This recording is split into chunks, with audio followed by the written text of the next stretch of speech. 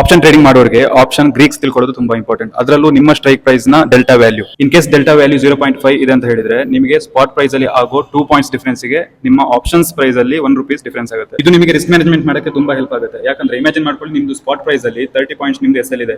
So ನಿಮ್ದು delta value 0.5 ಅಂತ ಹೇಳಿದ್ರೆ ನೀವು ಆಬ್ವಿಯಸ್ಲಿ 15 ಪಾಯಿಂಟ್ ಎಸ್ ಎಲ್ ತಗೊಳ್ಬೇಕು ಆಪ್ಷನ್ಸ್ ಪ್ರೈಸ್ ಅಲ್ಲಿ. ಇದು ಅಲ್ಲದೆ ಆಪ್ಷನ್ಸ್ ಗ್ರೀಕ್ಸ್ ಅಲ್ಲಿ ಥೆಟಾ ಬರುತ್ತೆ, ಗಾಮಾ ಬರುತ್ತೆ, ವೇಗ ಬರುತ್ತೆ. ಥೆಟಾದಲ್ಲಿ ನಿಮ್ಗೆ ಗೊತ್ತಾಗುತ್ತೆ ಎಷ್ಟು ಸ್ಪೀಡ್ ಆಗಿ ಆಪ್ಷನ್ಸ್ ಡಿಕೆ ಆಗ್ತಿದೆ ಅಂತ.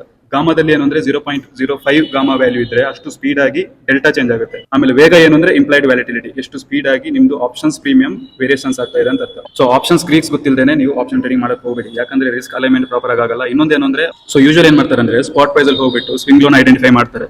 ಲೇಟರ್ ಆನ್ ಆಪ್ಷನ್ ಪ್ರೈಸ್ ಗೆ ಹೋಗ್ಬಿಟ್ಟು ಸೇಮ್ ಸ್ವಿಂಗ್ ಲೋಗೆ ಸ್ಟಾಪ್ ಲಾಸ್ ಇಡ್ತಾರೆ. ಸೊ ಅದು ರಾಂಗ್ ಅಪ್ರೋಚ್. ನಿಮ್ಮ ಡೆಲ್ಟಾ ವ್ಯಾಲ್ಯೂ ತಿಳ್ಕೋಬೇಕು, ಕ್ಯಾಲ್ಕುಲೇಟ್ ಮಾಡ್ಕೋಬೇಕು ನೀವು ಎಷ್ಟು ಪ್ರೈಸ್ ಡಿಫರೆನ್ಸ್ ಬರುತ್ತೆ ಡೆಲ್ಟಾ ವ್ಯಾಲ್ಯೂ ಮತ್ತೆ ಸ್ಪಾಟ್ ಪ್ರೈಸ್ ಗೆ. ಸೊ ಆ ಪ್ಲೇಸ್ ಅಲ್ಲಿ ನೀವು ಸ್ಟಾಪ್ ಲಾಸ್ ಇಟ್ಕೊಂಡ್ರೆ ಅದು ಪ್ರಾಪರ್ ರಿಸ್ಕ್ ಮ್ಯಾನೇಜ್ಮೆಂಟ್ ನಿಮ್ಗೆ ಅಲೈನ್ ಆಗುತ್ತೆ. ಸೊ ಸೇಮ್ ರೀಸನ್ ಇಂದಾಗಿ ಆಪ್ಷನ್ಸ್ ಗ್ರೀಕ್ಸ್ ವ್ಯಾಲ್ಯೂ ಗೊತ್ತಿಲ್ಲದೆ ಟ್ರೇಡ್ ಮಾಡೋದು ರಾಂಗ್ ಆಗುತ್ತೆ ನೀವು. ಸೊ ಹಾಗಿದ್ರೆ ಈ ವ್ಯಾಲ್ಯೂ ಎಲ್ಲಿ ಗೊತ್ತಾಗುತ್ತೆ ಅಂದ್ರೆ, ನಿಮ್ದು ಬ್ರೋಕರ್ಸ್ ಅಲ್ಲಿ ಆಪ್ಷನ್ಸ್ ಚೈನ್ ಇರುತ್ತೆ. ಆಪ್ಷನ್ಸ್ ಚೈನ್ ಅಲ್ಲಿ ಆಪ್ಷನ್ಸ್ ಗ್ರೀಕ್ಸ್ ಅಂತ ಕ್ಲಿಕ್ ಮಾಡಿದ್ರೆ ಅದರಲ್ಲಿ ಫುಲ್ ಬರುತ್ತೆ ಎಷ್ಟೆಷ್ಟು ಡೆಲ್ಟಾ ಇದೆ, ವೇಗ ಇದೆ, ಗಾಮಾ ಇದೆ, ಥೆಟಾ ಇದೆ ಅಂತ.